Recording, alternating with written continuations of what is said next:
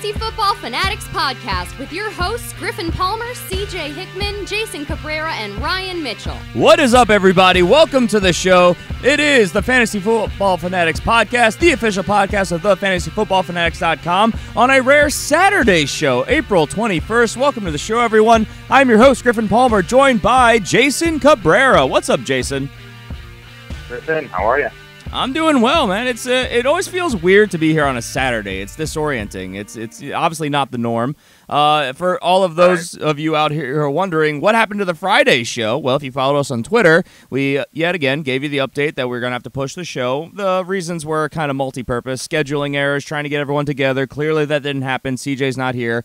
Trying to update our rankings with some fluctuations around the league. And, of course, the new schedule was announced, so we wanted to get some time to deep dive into that, kind of get some analytics on that, find what our favorite matches were, and obviously be able to talk about more than just simply telling you guys, hey, it's out, go look at it. So we pushed the show for a day, and hopefully you guys don't mind. That's kind of the beauty of the offseason. We have a little bit more flexibility than we do once we're in the actual season itself. So, yeah, I guess let's go ahead and get to it. If you guys have any questions, please make sure you submit them. Comment down below on YouTube. You can send them in on Twitter at the FF Fanatics. You can email them, Facebook us. Just search for the Fantasy Football Fanatics podcast. You'll find us on most social media platforms. We're growing all the time. I guess let's go ahead and move into what we already talked about, the schedule. Today, of course, as a whole, our main topic is the early consensus wide receiver rankings part 2. Going to be talking about our wide receiver number 2, so numbers 13 through 24. So quite a few names to get to yet again. And before that, though, let's start with our warm-up talking about exactly what we already mentioned. The new NFL schedule is out. We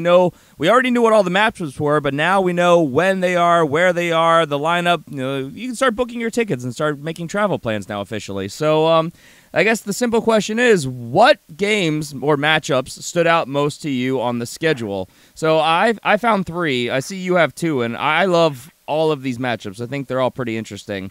One of the first ones that stood out to me was in Week 2. Pretty early on, September 16th, the New England Patriots at the Jacksonville Jaguars. And this is so an AFC Championship game rematch. And the craziest thing of all, not a primetime game. What is up with that? It's a 4 o'clock game. No love for the Jacksonville Jags. No, they gave it a tiny little boost, but they did make it a primetime game, which blows my mind. So that's a game I'll be really excited to watch. So Week 2, a 4 o'clock game. That'll be pretty darn interesting. Jason, what was one that stood out to you? Well, you got Week 8. You got New Orleans versus Minnesota. It's going to be interesting given what happened last year. Also, could be very important for the playoffs, depending on how well Kirk Cousins does there in Minnesota. 2 really high-powered teams, great defense versus a great offense. It's going to be interesting. I think it's going to be a good game. And it's Sunday Night Football. Yeah. Well, what kind of blows my mind, just to go back to the one that I gave out, the other primetime games, the Thursday game is Ravens at Bengals. That's divisional. I get it. Giants at Cowboys is Sunday Night Football. But the Monday night game, Seahawks at Bears. How did Seahawks at Bears top an AFC Championship rematch? Yeah, that doesn't make a lot of sense. What is going on here? Team that is retooling and a team that is rebuilding in primetime. I don't know. I don't get it. So let's see. I'll go on to the next one that stood out to me, though, and that was Week 8. So I'm jumping a little bit further into the season. I guess I kind of have a repetition here because I have the same 2 teams featured in all 3 of my matchups. The Philadelphia Eagles at the Jacksonville Jaguars. Now, this is an international game. It's a 9:30 a.m. game, but it is a could-have-been Super Bowl matchup. So that's pretty intriguing to me. The of course, big downers that it is international, so you have to wake up at stupid early in the morning. And the games tend not to be as good as they could be if they were played locally. The teams travel really far. It throws with their internal clocks. The games tend to be either really low scoring, not very exciting, or pretty lopsided. So hopefully this turns out to be a really, really good game. But you're going to have to set your alarms to catch it because, again, 9:30 kickoff. What's one that stood out to you, Jason? Well, big one for me is Week 15, Philadelphia versus the Rams. That could very easily be an NFC Championship title game. So and I think it's going to be very important for seeding. Decide who's going to be number 1 seed if these two teams can play at their peak. And we know that the Rams have completely just improved almost all over the field. Philadelphia is still going to be very good this year. So this is going to be a really good game. Yeah, I mean, the only negatives you can say about the Rams, I mean, they got rid of Ogletree, which wasn't really a necessity in a Wade Phillips defense. And I would say it's still a downgrade going from Sammy Watkins to Brandon Cooks, but in a lot of ways it's a lateral motion. I mean, the Rams, they're tooled. They are mortgaging their future to play and compete now. So I agree. That game is going to be now. Awesome. Looking at it now on April 21st. But should be awesome. We'll see. We'll revisit that come week 15. Let's see. I'll do one more and then we'll move on. Week 9, moving forward 1 week. Sunday Night Football. So at least this one is prime time. So will be November 4th, and this is the Green Bay Packers at the New England Patriots. Now, this is important besides the fact that we have two future first-ballot Hall of Fame quarterbacks playing each other, but this is only the second time that Aaron Rodgers and Tom Brady will have played against each other. They would have played a couple years ago, but I believe it was Rodgers that was hurt during that time. So they've only played once, and currently Rodgers has a 1-0 win over Brady. So this can either tie up the matchups or Rodgers could pull ahead to a 2-0 win. And the only way that we would see this matchup again outside of the Super Bowl is if Tom Brady actually plays to being 45 years old. So, yeah, this could be one of the rare instances we see quarterbacks of this caliber dueling on a stage like this in this era. So I'm pretty excited to watch that game, provided that everyone gets there healthy. I mean, we're talking about week 9, so not super far into the season, but far enough, as we saw, to lose one of these guys, Aaron Rodgers, a.k.a. last year. So, yes, those are just a couple games that really stood out to us. There's plenty of other great matchups, of course, on the docket, but these are just some of the ones that jumped out to us. And if you guys have ones that stood out to you, comment down below, send us a message on Twitter. We'll be happy to talk about them because, hey, we love talking football here. And, again, lots of good matchups. So, I guess with that, let's move into our top headlines from around the league. And we'll start with a league-wide kind of bit of... It's not really a headline, but it's one of those, where there's smoke, there tends to be fire, and there's more rumors that are kind of stirring up, saying that the New York Giants will take Saquon Barkley with the number 2 overall pick. Now, I firmly believe that they should do this, because, I mean, he's we use this term too often, a generational talent, but, I mean, he is a phenomenal, possibly the best running back to come out of the draft in a long time, and we've had some talented running backs at the top of the drafts the last couple of years. So a big difference maker for the team that could really help this offense and help the passing game. The passing game can help him be awesome. I think it could be a great pickup for a team, though they have a lot of other needs around the board, so we'll see what they actually do. What do you think the chances are that they actually draft a running back at number 2 overall, Jason? If Saquon Barkley is there at number 2, it's 100%. They will take Saquon Barkley at number 2 if he is there. And you said, yeah, you're absolutely right. This team has a lot of needs. The Giants have lost a lot of good pieces. They're really hurting in a lot of areas. But I think the number one area they've really been lacking for several years now has been the running back position.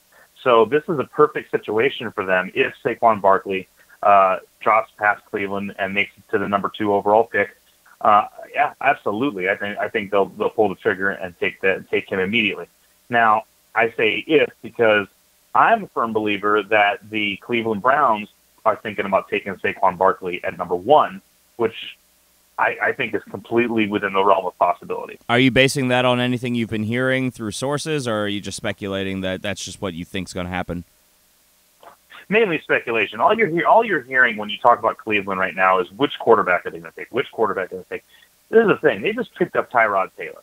Okay? This is not a team that's necessarily hurting for a quarterback. And this is the best quarterback class that there's been in a very long time. Now, Saquon Barkley, as you have already mentioned, we're talking about a generational talent. We're talking about someone who is not going to come around very often, someone of this caliber. They picked this guy up. That's the linchpin of their offense. So I think that if the Browns are smart, they got 2 picks in the top 5. If they're smart, they pick up Saquon Barkley, and then they come around at number 4 and pick up whichever quarterback is left.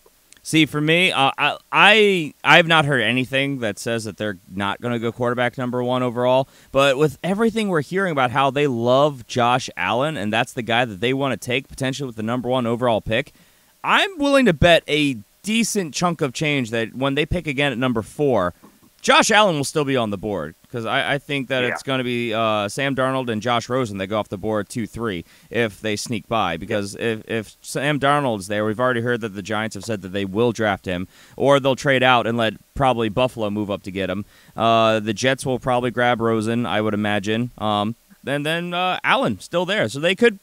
With a little bit of gambling on their part, they could easily get both of these guys 1-4, as opposed to taking Allen number 1 and then gambling that Barkley will be there at number 4. I think that's less likely. And that's a gamble. That's a massive gamble. As much as I'm a big Josh Allen fan, and I would love to see him go, in the top 3, it's still considered a gamble. Whereas Saquon Barkley is a genetic freak, as we've already mentioned, and he's as close to a sure thing at his position as you get. So, if you're the Browns, you take the number 1 guy on the board, and that's Saquon Barkley. I just have to believe Allen would be there at 4, because for me, in my rankings, if I'm talking purely talent, I'm not thinking off-the-field issues, Josh Allen is my number 4 quarterback in this draft. So I assume he would be there. Honestly, I think that's a smokescreen, too. I don't think that the Cleveland Browns are as enamored with Josh Allen as a lot of people say they are. I wouldn't be surprised. There's been a lot of talk about Sam Darnold for years. I really think what they're hoping for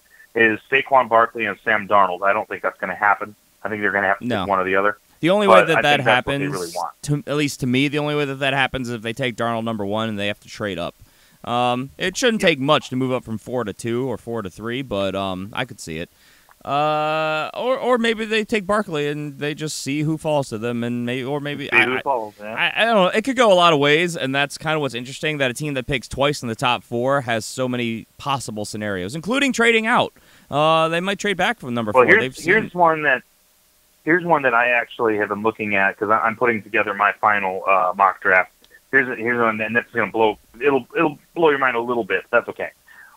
I'm thinking the Cleveland Browns might take Saquon Barkley number 1, trade out of the number 4 position, trade back to, let's say, to 15. And in my perfect scenario, the Arizona Cardinals move up and grab Allen at 4, and then draft Lamar Jackson. And the reason I say that is because you've got Tyrod Taylor. Why in the world would you go get Tyrod Taylor and then go get somebody like Josh Allen, who's a completely different kind of quarterback? Because they know that Tyrod Taylor is a Band-Aid. He's not going to be a long-term answer for them. Right. But you pick up a Tyrod Taylor, you're getting a backup guy that's going to back him up, even if it's a Josh Allen. Because Josh Allen's not going to be starting this year, at least not at the beginning of the season. So I would think if with Tyrod Taylor, I think they'd be more likely to pick up either a Baker Mayfield or a Lamar Jackson. I don't think they're going to go Baker Mayfield after what happened with Johnny Manziel. They don't want the off-the-field issue. It's true. But I think that they would be insane to pass up on one of these quarterbacks, these top talented guys, because they need a quarterback of the future. I have a lot of love for Tyrod. He was a Raven for a long time. He is not that guy. Yep. He is a Band-Aid, and I don't think he has the potential to be much more than a Band-Aid. So I have to assume the Browns see that. He can make plays with his legs, but not their best arm talent out there. It's unlikely that they do that. That they trade out of 4 and move back and pick up a Lamar Jackson or a Baker Mayfield. But it is something that is a possibility. And remember, you're talking about the Cleveland Browns, and they're a little squirrely.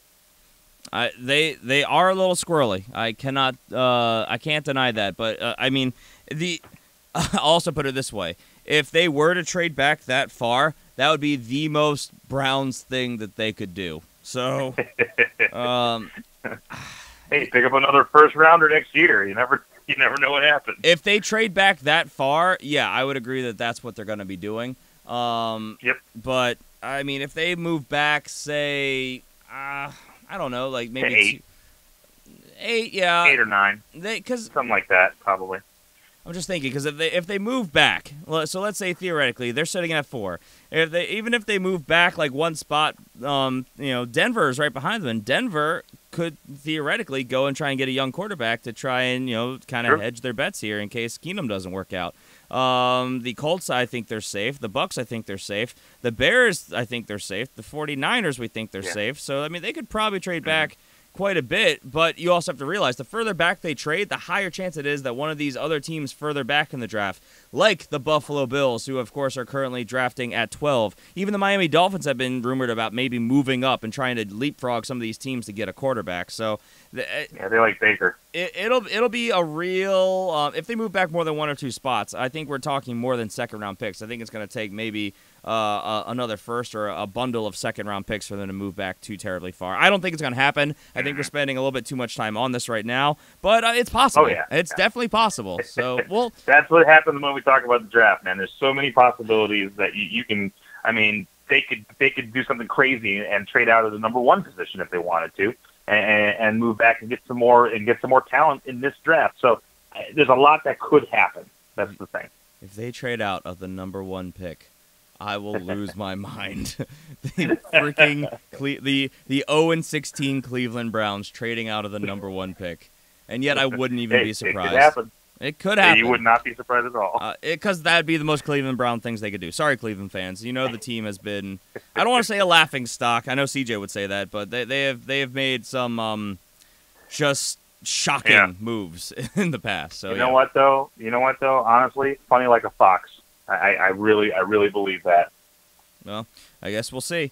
But we spent way too much time talking about this, so let's go ahead and move on. We were talking about the Giants. Somehow we got stuck talking about the Browns, and we'll move on to Pittsburgh, where the Pittsburgh Steelers franchise-tagged running back Le'Veon Bell, the one and only, he did not report to the team's offseason program. No surprise there. Man. Look, he basically, this is exactly what happened last year. He didn't show up until he absolutely had to be ready to play when he plays on the franchise tag. This is what we speculated. This is what we were hearing, and now that it's happening, I'm not surprised at all. I don't expect to see Le'Veon Bell in the building until they're basically towards the start of the season, well into the preseason. Yeah. But, I mean, by all accounts, he stays in great game shape. I mean, it took him a couple weeks to kind of get the rapport down and kind of get the rhythm going. But once he got going, it was Le'Veon Bell business as usual. So it is what it is. I don't think this will affect his stock and fantasy draft very much. And then back to the Giants very quickly. They have released wide receiver Brandon Marshall. So this is sad. I've always been a big Brandon Marshall fan. I don't know if he gets a deal somewhere else. He could still be, to me, I think, a really good red zone threat. Possibly offer at least a presence on the outside. But, I mean, he's 34 years old. I have to assume that it's not going to be a big contract if he does sign anywhere. And I don't know if I don't think he signs until well after the draft is over. What are your thoughts on Brandon Marshall, Jason? Yeah, I think he'll find a landing spot. I mean, like you said, he's still a big red zone threat. He's still got some good football left in him, and I think there's enough teams out there that need a decent receiver that in order that wouldn't want to pass up having someone like him. I think he's a poor man's Des Bryant, in my opinion. Well, I was just about to say that. Yeah, exactly that. If there's a team that's really pursuing Dez, they could get Brandon Marshall for way cheaper. Now, Brandon Marshall at this point in his career is no Des Bryant, but Des Bryant is no Des Bryant compared to a couple years ago. So, semantics. Yeah. I was thinking personally, I would love to see my Ravens go and pick up Brandon Marshall as a rotational formation piece, a red zone threat. Mm-hmm. Basically you're Jimmy Graham, but as a wide receiver. He just goes out there and catches touchdowns. I mean, look, he's athletic and he's 6'5". That's really hard to cover. So, yeah. Brandon Marshall, we'll see how it plays out. I hope he gets a contract somewhere because I don't think he wants to go out like he did last year on an ankle injury. No. Really didn't get any rapport with Eli Manning, but then again, that whole offense really wasn't doing much. And I just really I love his story. He's a guy that I'm a big fan of. I would love to see him put together a couple more good seasons and kind of put himself in the conversation for the Hall of Fame. I don't think he's there as he is now. He's had a couple phenomenal years, but of course, something you have to take into account, he's never made it into the playoffs, so that's a big knock against him. So, Brandon Marshall, we'll see how it all plays out, and I assume he signs somewhere. He may not make it through training camp, but we'll see. With that, I mean, that was all the news that's fantasy relevant. Really hush-hush time of year as we're getting closer to the draft, so let's get to it. Our topic of the day, our early consensus wide receiver rankings, part 2. Now, we have to start with a disclaimer. Remember when we said that this is a living, breathing thing that is constantly changing, evolving, and being tweaked? It's been tweaked since Tuesday's show. So a wide receiver who was our number 12 wide receiver has now dropped all the way down to our number 15, Devontae Adams. What happened there? Did you move him down or did CJ? Because I didn't touch him. I did not move him down. I believe CJ did. I wouldn't be surprised. That's typical CJ. So in this process, also, Larry Fitzgerald worked his way up to the top 12. Woo-hoo! So I guess let's talk about Larry very quickly. He was number 13. He's moved up to number 12. And so therefore, we didn't talk about him on Tuesday's show because he was the top tier of our wide receiver twos previously. So Larry Fitzgerald, Jason, Cardinals fan, take it away. Come on, man, the great one. He's the great one. This is a guy that it doesn't matter what position he's in as far as slot outside. He is productive. He's the number one target through the air on this team. He's just great. You know, he knows the game better than anybody. He's the best blocking wide receiver in the game. And like I said, he is a matchup nightmare in the slot. Very, very difficult to cover. And I expect him to have another great year. He sucks up tons and tons and tons of targets every single year. He's just a great receiver. Yeah, Hall of Famer. So to break down the rankings, I'm middle of the pack at 16. CJ one spot behind me at 17. You have them all the way up at 8. And again, our rankings here are based on standard scoring because that's what the masses play. Whether we agree with it or not, that's what they do. So that's what we're doing. In a PPR. Oh, yes, I'm right there with you. He is a probably wide receiver 8-9 for me because, the guy gets triple-digit receptions so frequently. It's insane. The last 3 years, 109, 107, 109 catches. 1,000 yards each of those years, at least 6 touchdowns each of those years. Very good production. The concern here, of course, which is why I have him knocked down so far, he's going to get an unbelievable amount of targets. We thought he got a lot previously. It's going up. The problem is, of course, that he doesn't really have anyone to distract on the outside anymore. The Browns are gone, and not the Browns as the team. John and Jerron Brown are no longer there. Chad Williams is there. J.J. Nelson is there, but I don't think either of them are going to necessarily be as much of a distraction as those guys were. So I think Larry's going to be dealing with a lot more coverage. There's a new offensive system with Mike McCoy being there. I'm worried about Larry Fitzgerald's upside, so I'm kind of hedging my bets here because I think he has the upside to finish as a low-end 1.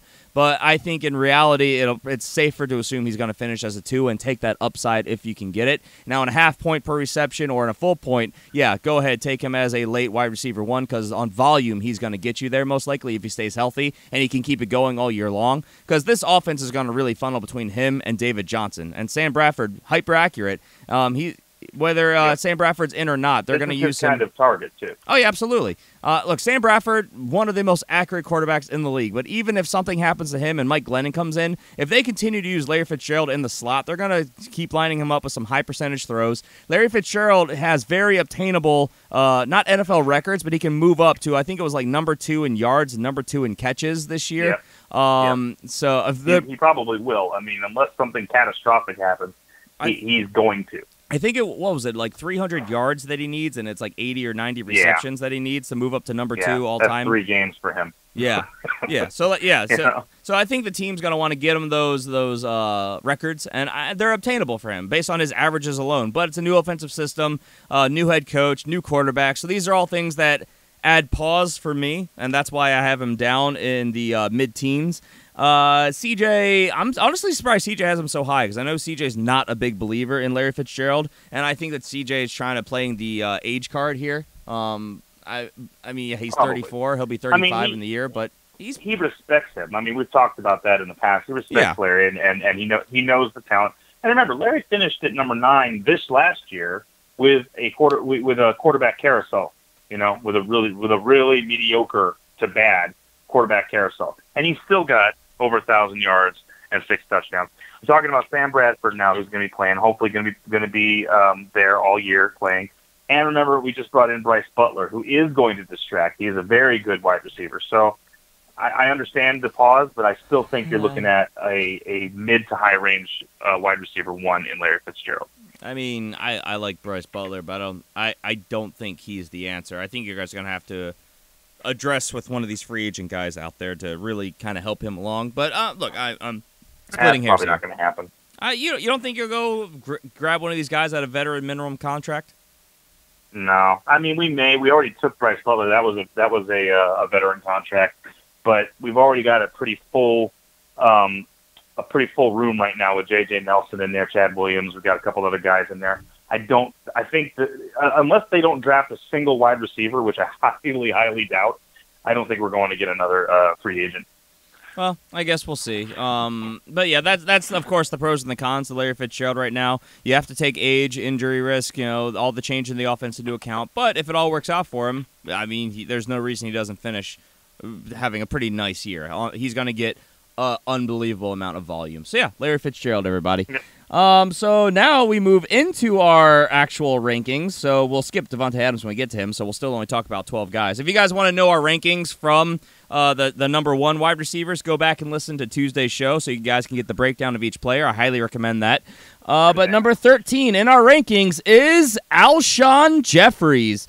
Now, no shock at all. CJ has him the highest at 12. CJ has him as number 1. I have him at 15. You have him at 17. So I guess, do you want to talk about Alshon, or do you want me to start? You go ahead and start with this one. All right. Well, basically, Alshon Jeffrey, the concern here, look, we've seen this guy for years playing in Chicago, and now he had a pretty decent year last year with the Eagles. The problem is that there are so many weapons on this offense that it's really kind of hard to give him that vote of confidence because he's not a high-volume guy. He's not a 1,000-yard receiver. He hasn't been a 1,000-yard receiver since 2014. He's, over the last 3 years, averaged about 54 catches, which is not very exciting either. He really broke out with 9 touchdowns last year, which is what really made him have this great production. But what you also have to take into account is, of course, Nelson Aguilar is really kind of coming along. They brought in Mike Wallace, which is an upgrade to Torrey Smith. Obviously, they have Zach Ertz there. Jay Ajayi, I think, with another year kind of and a full offseason in Philly, I think he's going to get going more, and he's able to catch balls. I just don't know that there's going to be enough volume to get a guy who's already not getting a lot of touches enough to kind of safely get there. Now, his upside and his talent, obviously, I could see him finishing as a high-end wide receiver too, which is more or less where we have him ranked, but I can see this guy being a little bit more boom-bust, and the range of possibilities is just not where I'd be comfortable taking him as my number 12 overall wide receiver like CJ has. I would not take him as my number 1. If I could get him as my number 2, yeah, I'm happy with that, but I don't want him as my number 1 because of the volatility. I don't think he's going to get you there week to week because, again, I like, we talk about this a lot. I like players who get a lot of yards. That's your floor. The touchdowns help your ceiling, and that's the fluctuation, which is hard to predict. Yardage is usually consistent. So that's why I'm further down on Alshon, but you're even further down than I am. So do you feel differently or more or less the same? I feel pretty much the same. Also, you have to worry about injury because this guy has been injured quite a bit. He actually underwent surgery in the off season. So, I'm concerned. Now, I will say this about him. Well, okay, just to add to my concern a little bit. He did not break 100 yards in a single game last year. Not one. He got close against Kansas City. He got 92 yards. But other than that, he did not break 100 yards or even get close after that. That was as close as he got. Okay. Now, the second half of the year, he started coming on because he started scoring touchdowns. He literally scored a touchdown in every week for 4 weeks, at least one touchdown. Then he missed a week against Seattle and then scored again the last 2 games that he played in week 14 and week 15. So he is a touchdown guy, okay? And that is one of the reasons that both Griffin and I are down on him because we don't like touchdown guys. We like yardage guys because we know they're going to get that yardage and they get those touches, and when they get touchdowns, that's a nice little bonus added on there. But this guy is not that kind of guy. He is a boom bust. He's a touchdown guy. Now, he's going to get an off, and like I said, I'll say some nice things about him. He's going to get an off season. He obviously came on a little bit at the end of the season, the second half of the season. He's going to get a whole off season with Carson Wentz and this new offense. So it could be very nice for them, but at the moment, I preach caution. I agree, and we don't want to dwell too much. I'm sure CJ would rant about the upside and what he can Sure. be and how he could be And he should. a top 5 wide receiver. And typical CJ, Eagles homer, but talent's there. I just don't think the opportunity is. So we'll see how it plays out. Of course, range of possibilities is pretty high with Alshon. Our number 14 wide receiver is Marvin Jones. Now, Jason, you are the highest at 13. You have him at the top of the wide receiver twos. I'm the lowest at 17. CJ splits the difference at 15, which pretty much in the middle. So I'll ask you, why so high? Well, I really liked what I saw out of Marvin Jones last year.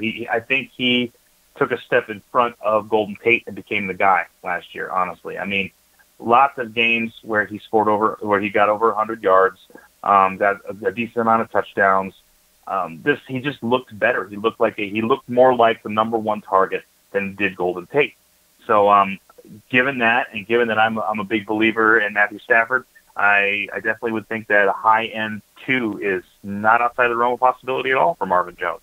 No, I completely agree. I mean, the reception totals were not nearly where I want them to be. He only had 61 catches, but he got you 1,100 yards and 9 touchdowns, which is great.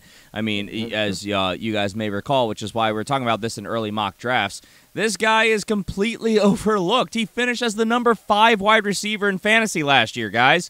And yet I feel like, what was it? He was going as like a flex wide receiver. I think in some mock drafts we were seeing him go as a bench wide receiver. So people are definitely thinking that this is a flash in the pan and that's not sustainable. But I'll point it out this way. He's improved every single year he's been in the league. Yep. The last 3 years alone, 800 yards, 900 yards, 1,100 yards. His averages in yards per catch have gone up. His average average catches per game have gone up every year. His touchdowns have gone up. So I really do like Marvin Jones. I think he's kind of built something there with Matt Stafford. 9 touchdowns is going to be hard to repeat. I expect some regression there. So I don't know if he gets the same fantasy total unless he sees an uptick in volume. But I don't know if that's going to happen either. To be fair, Eric Ebron's gone, but they did bring in Luke Wilson, which is a bit bigger and a bit faster than Eric Ebron was at the tight end position, so he could be a threat for touches there. Kenny Golladay, a guy who I'm very high on. I mean, he's been compared to being a mini Megatron. Of course, Megatron, Calvin Johnson, an ex-Detroit Lion. So that could be a threat for red zone targets as well. So I could definitely see some regression from Marvin Jones in touchdowns, but I think the yardage is basically there to stay. He might even improve on it if this offense really gets going. So, yeah, I like Marvin Jones, but it's the touchdown regression, which is why I have him drop down to a higher end, but more of a mid-range wide receiver 2 for me. So do you think that's fair, or do you think I'm being a little bit too harsh on him? No, I mean, I understand. I think it's fair. I just think his target share is going to go up because of the year that he had and the fact that Golden Tate didn't have such a great year. Yep. I guess we'll see. With that, we'll move on. Our number 15 guy is Devontae Adams, who we already talked about on Tuesday's show. So slide him out, and we'll move on to number 16, Juju Smith-Schuster. Now, you guys are incredibly high on Juju Smith-Schuster. This is, I'm not going to say interesting. I'm going to say confusing. You guys have him. So CJ's the highest at 13. You have him at 15. I have him down at 21. And honestly, I felt a little bit weird putting him there. I don't know if I felt good or bad about it. I just felt weird. So I'll start with you on this one, Jason, because you and CJ are pretty in line here. Why are you so high on the number 2 wide receiver in Pittsburgh? Because of this offense. I mean, this is a high-powered, ridiculous offense, and this guy took a step forward and became the number 2 guy in his first year. I mean, the guy is a freak. He's just going to go up. You know, the number of targets are just going to go up for this guy, in my opinion. And he had several games. There's one game where he absolutely went insane, 193 yards and a touchdown. You know, I mean, good grief. I think we're going to see more of that kind of thing. I think he's going to get a larger target share now that he's going to have another offseason to kind of, get in sync with this offense. I think that, unfortunately, Martavis Bryant is going to take a step back, and Juju Smith-Schuster is going to take a step forward. I mean, I agree with that. I think that Juju has solidified himself as the number 2. Martavis Bryant and Darius Hayward-Bay are the kind of 3-4 rotational pieces. I'm not as high on him because of the volume of how obviously incredibly talented the other pieces on this offense are. I mean, this offense can be as high-powered as it wants to be. There's still only so many snaps in a football game, and you have two other top tier in the position. Obviously, debatably, the number one running back and the number one wide receiver in Le'Veon Bell and Antonio Brown already on the team. So it's volume that concerns me here. We talk about receptions, yardage, and touchdowns, and this guy's lower across the board than a number of guys we've talked about. 58 receptions, 900 yards, 7 touchdowns. Very good for a rookie year. Very good with all those mouths to feed in that offense, and especially how he had to earn time. He only played in 14 games as well, which is something to consider. And that's why I have him as wide receiver 2, because I think he can improve and probably deliver as a 2. I think on a couple teams around the league, he would be a number 1. Obviously, he's not going to do that with Antonio Brown on the team, but I could see him as a number 1, especially with a couple years under his belt. It's just volume for me, which is what concerns me, which is I have him as a mid to low range wide receiver 2, and you guys are just a little bit higher than I am. Well, also, you got to take into account the fact that, like you said, this guy came in as a rookie, had to earn his playing time, had to earn his touches, and earn the respect and the trust of that quarterback. And he still ended as the number 18 wide receiver on the year. I mean, that's insane. The guy didn't even start out playing pretty much. So, I'm pretty impressed with the guy. I think he's going to have a really nice career. No, yeah, I agree. But, I mean, if you take out certain games, like obviously Week 17 against Cleveland, where he had 143 yards and a touchdown when, there's basically nothing they were playing for, and he got a bunch of extra volume because nobody else was on the field. It's great to, look at that and be like, oh, look at the possibilities. And, yeah, if Antonio Brown goes down, holy crap. And that's, I think, why he's worth some higher draft stock here. But I don't know. It's just a lot of mouths to feed in this offense, which is my reservation. Can he do it? Absolutely. We've seen it. It's just that's what kind of concerns me. So, no, we'll move on, though. But Juju Smith-Schuster, I don't think he's going to be polarizing. I think that where we're talking about him right now is going to be kind of where he ends up going. Next guy on our list at number 17, T.Y. Hilton. Now, I felt low putting him at 11. I feel like if Andrew Luck is there, this is a guy that you put in the conversation for a top 6 wide receiver potentially.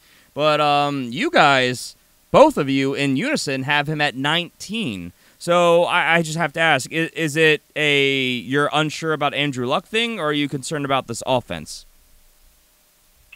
Both. I mean, so the offensive line is always an issue in Indianapolis.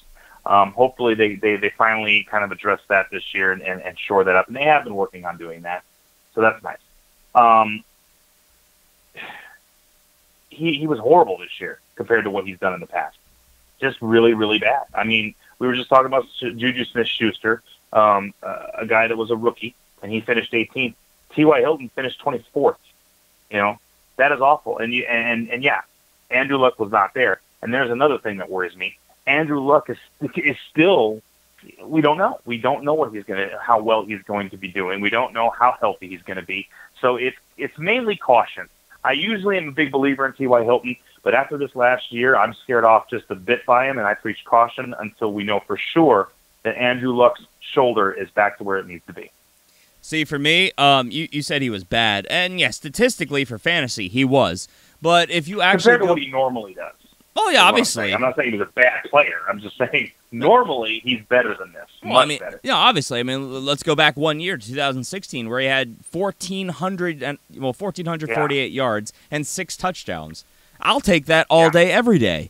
All day. Because I know T.Y. Hilton's going to be polarizing, I went back and I actually watched a good amount of tape on this guy. If you go back and you watch him play, he was still getting a ton of separation. He's still explosive. He's running crisp routes. He was getting open. The problem is Jacoby Brissett, who came in, late, and he had a very, very linear thought process. I'm going to look to my first read, which generally it looked like it was Jack Doyle, and he would basically hyper-target Jack Doyle.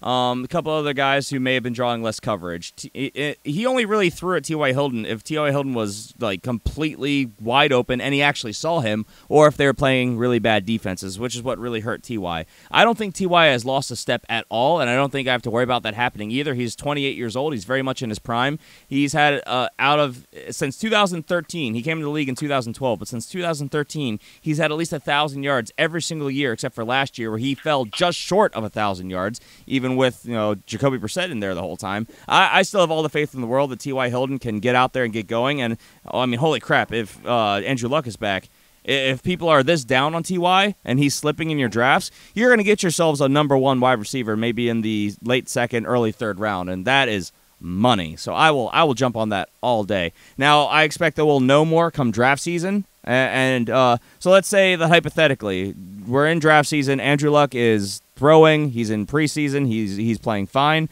Where do you think you bump T.Y. to, or would you keep him here? Okay, if I look in preseason and I see Andrew Luck looking like Andrew Luck, then yeah, I will bump T.Y. Hilton up. Probably to, I don't know. I think because I've usually taken him much higher than this. I think I'd probably take him more in line where you have him, probably a low end one. Yeah, if Andrew Luck's there, if I knew Andrew Luck was 100% and the shoulder injury was 100% behind him, I would move him up from even where I have him at 11. But since it's always going to be a question mark until we see it for a full season, I'm very comfortable keeping him locked at 11. And of course, if Andrew Luck doesn't come back, go ahead. The other side of this coin is Andrew Luck looks great in preseason, great one, everyone's happy, yay. Okay, so I take him as my number one receiver, and then Andrew Luck gets hurt in week 3. Oh, exactly. And now I've got a number one receiver who's not going to finish as a number one receiver. Possibly. I mean, maybe with a whole offseason, Jacoby Brissett takes a step, and he ends up being a lot better. It's a lot of question marks right now. And also a big question mark is, who the heck is going to be running opposite of T.Y. Hilton? Ryan Grant. That's a good question, too. Chester Rogers. Who else is really there? There's nobody yet. There's a bunch of Calvin names Ridley. There's a bunch of names nobody really knows. It's going to be T.Y. Hilton running around out there, and there's going to be Jack Doyle and Eric Ebron running the short to intermediate stuff. So we'll see how it plays out. It's going to be really interesting, and also the running back position is kind of a question mark because I am not a believer in Marlon Mack being the lead back there, the full workload guy. They've got, I think it's 4 or 5 other running backs on the roster currently, but I don't think any of them are difference makers because we're talking people like Christine Michaels and Robert Turbin and guys like that are there. So this Colts team, I think they're not done. And I think we're going to be having a very different conversation when we do our rankings in August as we're leading up to draft season. So we'll see how it plays out. It'll be fun to reflect on this conversation then. But let's move on. We're already starting to run low on time. Number 18, Allen Robinson. Now, I am the highest at 14. CJ, the lowest at 22. God damn, CJ. Good grief. And then you are more or less in line with me at 16. So, I guess I'll go. Allen Robinson, look, I firmly believe that if he got good quarterback play and he's able to develop on what he did in his sophomore year, 80 receptions, 1,400 yards, and 14 touchdowns, I think he could replicate numbers around that consistently. He's 6'3", explosive, good hands. His only problem, his only knock against him was that he had a hard time separating from coverage. But even then, I think he was still doing a pretty darn good job for still being on his rookie contract. Now, he goes from having Blake Bortles as his quarterback, which, obviously, as we all know, it leaves a lot of room to be desired, to Mitchell Trubisky, who is someone, to me, I'm not nearly as high on Mitchell Trubisky as clearly the Bears are. I don't know what your thoughts are. I think this is a kind of lateral motion for him, but with more upside with Mitchell Trubisky. Just like in Jacksonville, I don't think he has anyone that's truly contesting him for targets. And this is a team that has a running game in place. They've got other wide receivers that can distract. And so I think that he'll be more or less what he was in Jacksonville. He just has to build a rapport with a new quarterback. And what we saw with him when healthy was a mid to low range number one receiver. I don't know. I'm going to ramble a bit here. Why don't you tell me your thoughts? Because I'm a big Allen Robinson fan.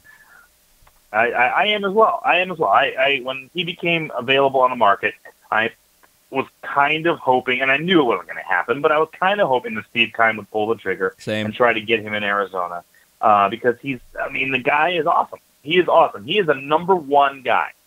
However, I preach caution because new face in a new place, coming off of an injury, these are things that and Mitchell Trubisky. Just like you, I am not a big believer in Mitchell Trubisky. One of the craziest things I've ever seen was when they traded up a single spot and leveraged a bunch of picks to pick up Mitchell Trubisky in the draft. I was like, are you insane? I could not at all believe that they did that because there were so many good players in that draft, and they did that. Now, he played well last year. I will give him that. He played well last year, and he has the opportunity to play very well. But I agree with you. I think that if I'm picking between Mitchell Trubisky and Blake Bortles, it's almost a wash because Blake Bortles has proven himself a couple times now. Yeah, he has some down time. He has some down seasons. He's had some injuries in some weird places. But Mitchell Trubisky is still a big question mark. He has not had the opportunity to prove himself just yet.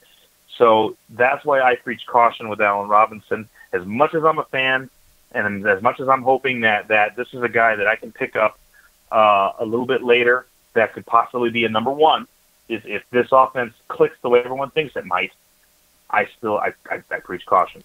Over under, Jason. Let's say 1,100 yards and 8 touchdowns. 1,100 yards and 8 touchdowns in the first year with this Chicago offense. I'm gonna say under. Under? Yeah. That's kind of where in my early projections I have him because I don't think he's going to get to that 1,400 yards and 14 touchdowns because he's got to build a rapport. I don't really know how I feel about this Matt Nagy, obviously head coaching with Mark Helfrich. I forget how to say his name as their offensive coordinator. It's a lot of question marks, and I don't think the defense is going to keep them in games as much as obviously as Jacksonville's would have.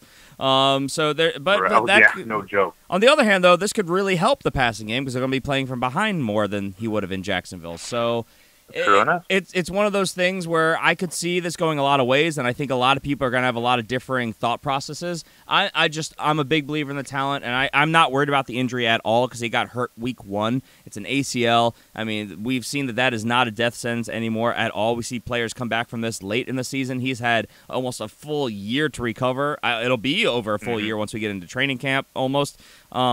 Obviously, week 1, he'll be a year removed once the season starts. So I'm not worried about it at all. I could see a world where he gets to that 1,108 or somewhere around there, which would put him as a wide receiver 1 on the season. So just saying. Right. But I don't have him ranked there. I have him ranked as a high 2 because I'm preaching a little bit of caution here. I could see a world where that doesn't happen. All right, let's pick up the pace a little bit. Number 19, Stephon Diggs. CJ the highest at 14, but CJ has always been incredibly high on Stephon Diggs. 18 for me, 22 for you. So you're the lowest. So tell me why you're so low on Stephon Diggs. Well, the Stephon Diggs last year was sort of an anomaly, and even that anomaly wasn't all that great. It was very up and down. It was very inconsistent. He had a great game in week 1, horrible game in week 2, a great game in week 3, and then he did nothing for most of the season. And then he had a couple more decent games later on down the road. He's going to get an opportunity here. He's going to have an opportunity to prove himself again.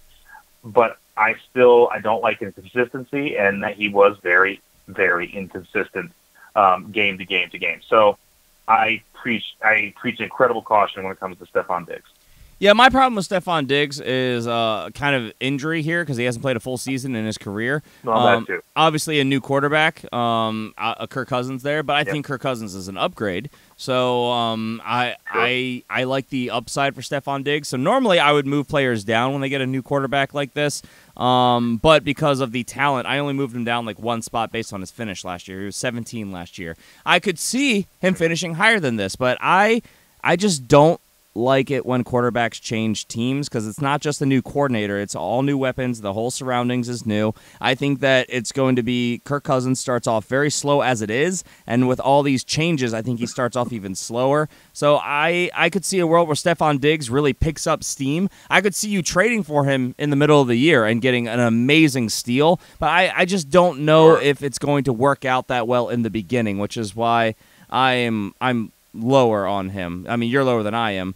But CJ all the way up at 14, quite the optimist. But he's always been just a huge believer. He's a fan. He is a fan. CJ locks into his guys, and he's got his reasons. It's not blind loyalty. He does have Adam Thielen ranked higher, but just barely.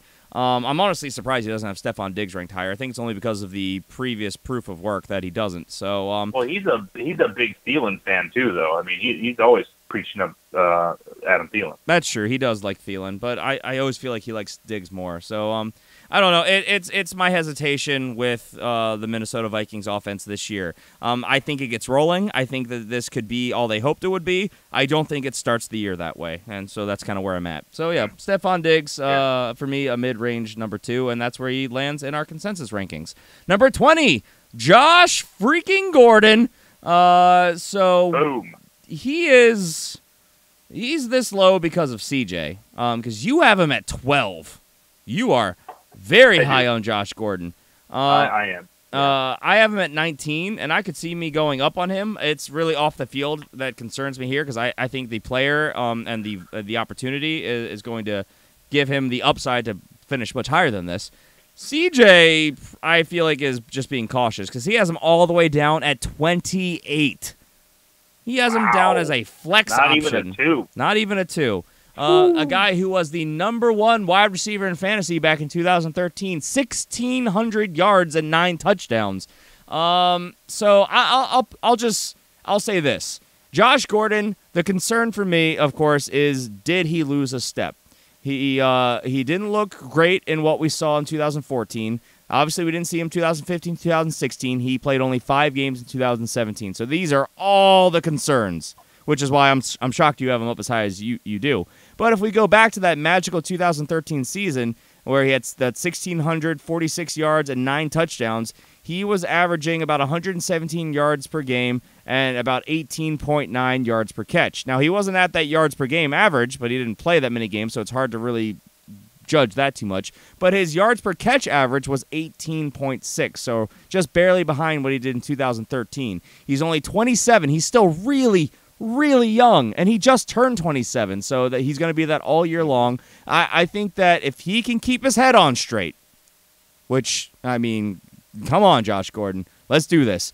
He has enough really good surrounding talent around him that I think that he could get this done. Tyrod Taylor is a better quarterback than what he had back in 2013. I like the opportunity. He's got the distractions. They're not going to be able to double cover him and Gordon and Carlos Hyde. I like Josh Gordon's ability to land way higher than where I have him ranked. I could see him finishing around where you have him.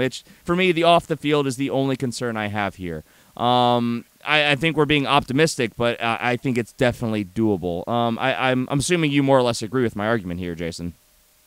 Oh, completely. I mean, we've seen this guy's talent. He has the ability to be a top 3 wide receiver, and that is not an exaggeration. I mean, the guy is a freak talent. And when he came back to the Cleveland Browns last year, he looked like the piece that was missing. You know, he stepped in and he looked like the piece that was missing from that offense. And yeah, they still lost their games, but they looked better when he was in there. They played better when he was in there. The offense actually moved. At quarterback. Yeah, the offense actually moved the ball, right? They have a better quarterback in Tyrod Taylor. You know, I'm a believer in Tyrod Taylor. And I think that with an off season, with them installing this offense, bringing in some new talent from the draft, all this kind of thing, and maybe, like we said, Saquon Barkley, you know, as a linchpin coming in there, I think Gordon is going to get the opportunity to show out. You know, and he's going to get the opportunity to do very, very well this year. I think he gets a little bit closer to that form that he was in 2013. And the only thing I completely agree with you, off the field concerns. You know, he has proven that he is not very smart when it comes to making decisions off the field. So if he can keep his head on straight, as you say, I truly believe he is a wide receiver 1 with a upper echelon wide receiver 1 ceiling.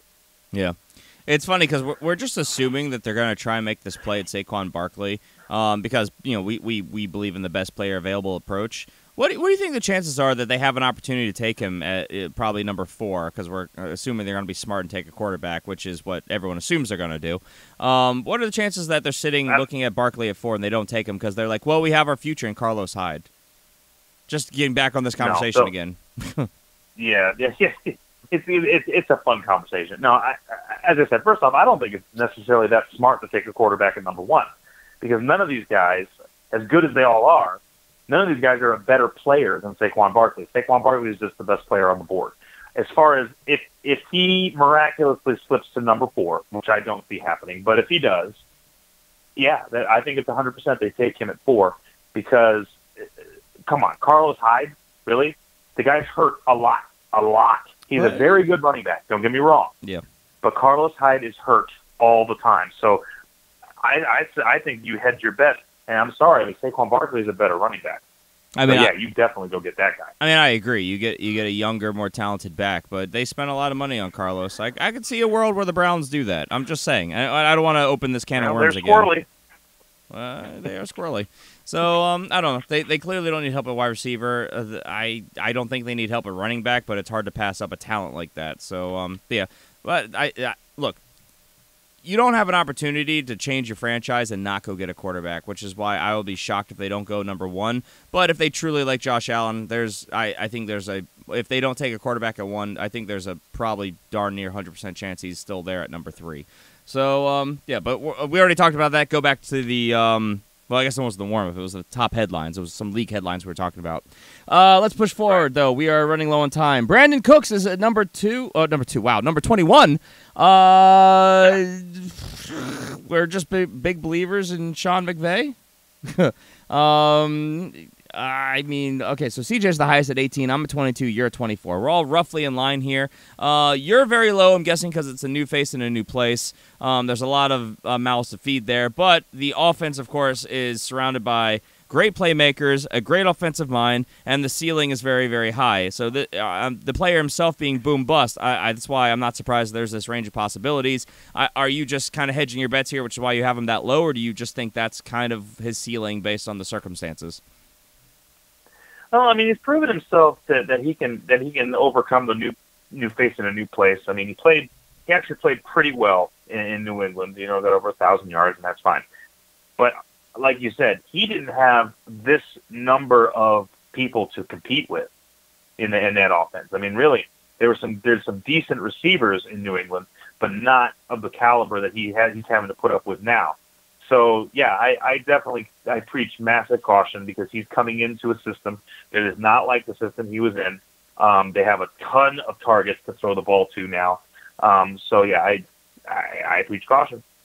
Yeah, like I said, he's a boom-bust player as it is, and he's going to a new place where there is already Robert Woods, who seemingly is breaking out. Cooper Kupp, a great PPR possession guy, that Julian Edelman, Danny Amendola role that he was playing opposite of in New England.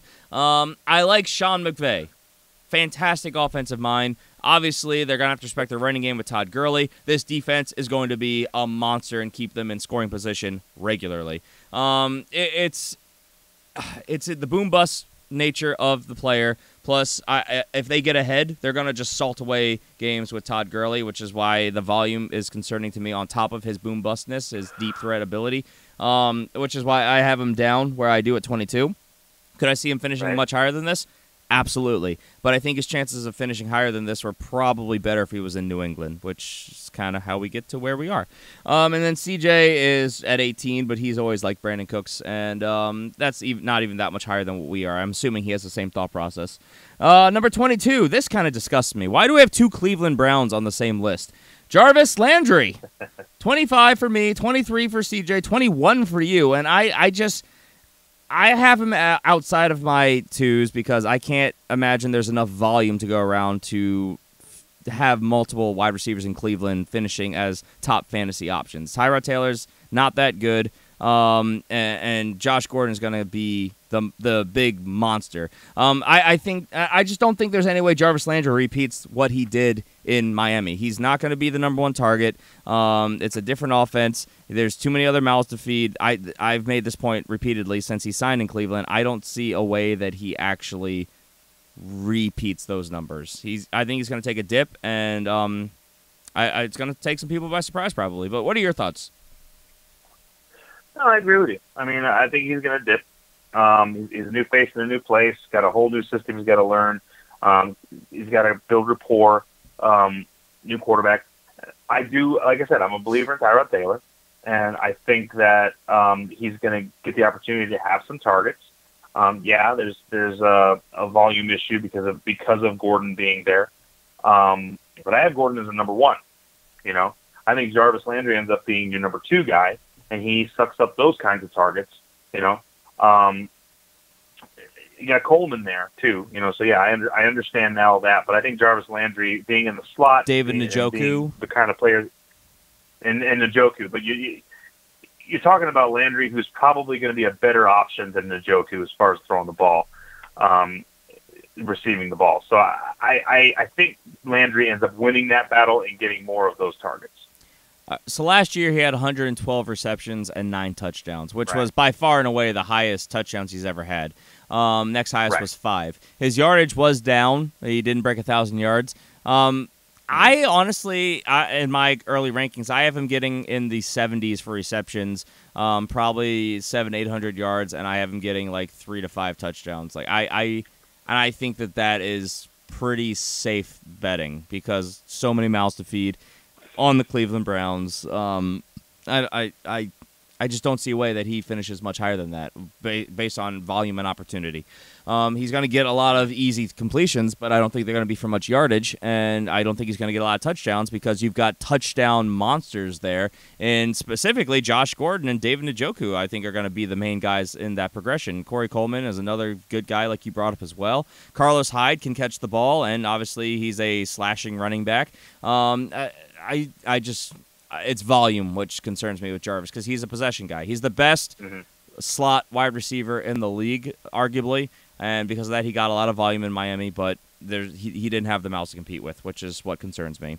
Number 23, Jordy Nelson, which surprisingly CJ has him the highest.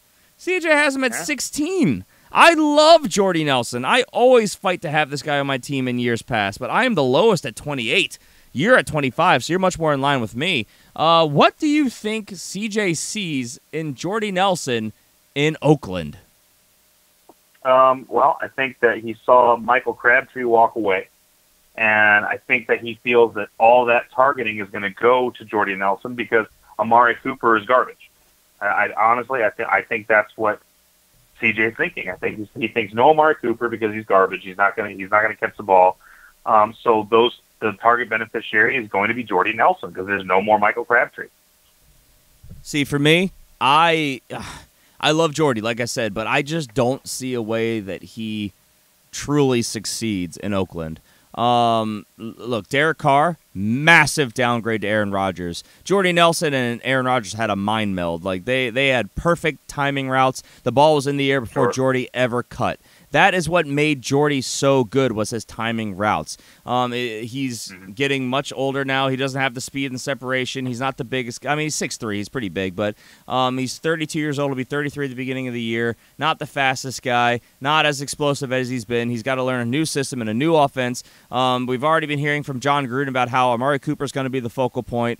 I'm not a fan of Greg Olson's offense, especially for Jordy Nelson. I just don't see a way this works. And we saw, if you look at the, I think it was NFL.com's Next Gen Stats. I have to go back and remember where I saw this. They were talking about how on timing routes and close window throws where you're basically having to throw the wide receiver open, Derek Carr was one of the worst quarterbacks in the league last year, and that's where Jordy Nelson thrives. So I don't think that a lot of the volume goes from Michael Crabtree goes directly to Jordy Nelson because this is a new offense. There are all these other pieces in play. There's so many things that I have problems with this fit. I think Jordy, look, I have him as a flex option. I think he is a streamable asset based on matchups. Until I see it, I cannot support him as a locked and loaded type guy, which is why I have him as a flex option wide receiver. I mean, do you think I'm going too far with it, or do you more or less agree with me? I think you're being a little pessimistic. I mean, I'm closer to you than I am to CJ. I don't think we're going to be seeing a high-end 2 out of Jordy Nelson in his first year in this offense, especially with Gruden there and everything that's going on. So I understand CJ's thought process, and I agree with it to a point, but I definitely think that it's going to take some time for him to build rapport in this offense. I'm still a very big believer in that quarterback. I think he is a very, very good quarterback. We'd be having a completely different conversation about him if he hadn't had injury issues in the past couple of years. So I still think Derek Carr is going to be fine and going to be very, very good moving forward. And Jordy Nelson could very easily be the beneficiary of that. But this first year, new face in a new place, I'm not touching that until later rounds. I would love to see him finish where CJ has him. I just don't think it happens, which makes me sad as a Jordy Nelson fan. All right, let's bring it home. Last guy on our list, we have the aforementioned Michael Crabtree. Now, I have him at 23, CJ at 24. You have him at 26, so you're the lowest, but we're all basically in line here. And my thought process is volume. He's going to Baltimore, which is not a good offense. I say that as a Baltimore Ravens fan. Look, it makes me so sad. Marty Morningweg, I do not like. John Harbaugh doesn't call the offenses. He leaves it up to his offensive coordinator. They have John Brown, Michael Crabtree. They've offered Willie Snead a contract, but the Saints still have an opportunity to match it, which is why we're not talking about it. Michael Crabtree is going to be the big guy there. Now, if they sign Willie Snead, it alters things. If they, God willing, go out and get Dez Bryant to be a big red zone threat for them, this changes for me. But on volume and opportunity, I like the chance Michael Crabtree has as a route runner, who we've seen these guys that can run a route tree and really mend with Joe Flacco, mind meld, I want to say. Joe Flacco will hyper-target these guys, and they end up having these wide receiver 2 finishes. Joe Flacco, not an elite quarterback, but he's able to get these throws to his guys when they're creatively used and focused on the offense. I don't think the running game is anything to write home about, so I think that this is going to be a pretty even blend between pass and run. Defense is great, which is going to keep them in games. I would love to say I see him higher, but as it is right now, this is where I have him. And if they sign a red zone threat wide receiver, I think he drops in my rankings. What do you think? You're the lowest. Yeah, I don't like it. I don't like this offense. I don't like the quarterback. I want to like this is the weirdest thing about this is I want to like Joe Flacco. I want to because he's my kind of quarterback. He's a big prototypical sized quarterback with a big arm, so he should be better than he is, but he's just not. He hasn't been getting it done, and I really like Crabtree. He's not elite at all, right? He does not make good decisions, And I really like Crabtree. I think Crabtree is sort of an Anquan Bolden type of a player that you guys have in there now. Yeah. But I don't like it because of the new face and the new place, because of the situation with that offense. I'm not a believer in it. I hope I'm wrong because I am a big Crabtree fan. But at the moment, I'm not touching that. Yeah, I can totally understand that. As a Ravens fan, I can totally understand that. It's rare that Ravens wide receivers finish as starter quality fantasy option. The only reason I'm also higher on him is because of the massive question mark at tight end. Nick Boyle, Max Williams. I love Max Williams and the upside that surrounded him when we drafted him, but he has not delivered. Nick Boyle has been barely able to flash as a good option. I mean, we have holes to fill. We don't have very deep rosters. We have a lot of players that we still need to sign. So this could very easily change. But as it is right now, because there's no one else on the roster that I feel like is really competing, which is why I have him as a 2 at all. I could very quickly, and I'm preparing to drop him, honestly. So talent's there, opportunities there. But bad offense, bad quarterback equals big question marks. So, yeah. So, to run these down again, we threw in Larry Fitzgerald, who was number 13, but he moved up to 12. Alshon Jeffrey, Marvin Jones, Juju Smith-Schuster, T.Y. Hilton, Allen Robinson, Stephon Diggs, Josh Gordon, Brandon Cooks, Jarvis Landry, Jordy Nelson, and Michael Crabtree. And that will do it for us today. We are well over our time limit. Please make sure you guys tune in on Tuesday when we will be back with our early consensus tight end rankings. Yes, we have to do it because it is fantasy relevant, but that will only be one show because we're not talking about tight end 2s unless you want to check us out on Patreon. And don't start complaining or we'll do kickers. We will do kickers. Kickers are people too. Just draft Justin Tucker. That's the pro tip right there. These rankings, once we kind of finalize them a little bit more, will be available on the website, thefantasyfootballfanatics.com. You can support us over on Patreon at patreon.com/thefantasyfootballfanatics. Follow us on Twitter at the FF Fanatics or individually. And the reason people always ask, well, why do I have to follow you individually as well? Because we're people too. And the show talks about fantasy, and you can follow us in real life and get to know us better. And we tend to hyper-focus our own teams a little bit more on Twitter. So I'm at GPalmerFFF, and Jason's at Jason Cabrera 13. And with that, we are out of here. So any parting thoughts, Jason? Oh, man, 1 week. 1 week, and the draft is on. I'm ready. Let's do it. Less than a week. T-minus, Saturdays. So what, 5-6 days? Yeah. All right, so we're out of here. Yeah. Everyone take care. Have a great rest of your weekend. We will see you on Tuesday. Bye.